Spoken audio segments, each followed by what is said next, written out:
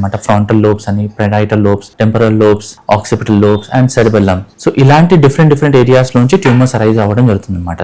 So depending on that, for example cerebellar tumours ఉన్నాయనుకోండి, ఆ tumours usually బ్యాలెన్స్లో problems create చేయడం, అంటే బలం సరిగా ఉంటుంది కానీ పేషెంట్ నడకలో కానీ పేషెంట్ యాక్టివిటీస్లో కానీ కోఆర్డినేషన్ తగ్గిపోవడము, నడక సరిగా నడవలేకపోవడం ఇలాంటివి జరగవచ్చు. కొన్ని టెంపరల్ లోబ్ ట్యూమర్స్లో మెమరీ డిస్టర్బెన్సెస్ రావచ్చు.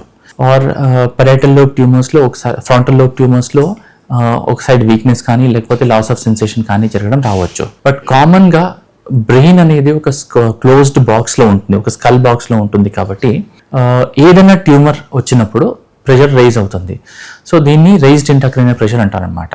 సో ఎప్పుడైతే మెదడులో ప్రెషర్ గ్రాడ్యువల్గా పెరుగుతూ పోతుందో అప్పుడు తలనొప్పులు రావడము, వాంతులు రావడము, ఫిట్స్ రావడము, అలాగే చూపు మందగించడం ఇలాంటివి జరగవచ్చు. ఇంకా డిలే చేసే కొద్దీ మనిషి కోమాలోకి వెళ్ళడము, ప్రాణం పోవడం కూడా జరిగే అవకాశం ఉంటుంది.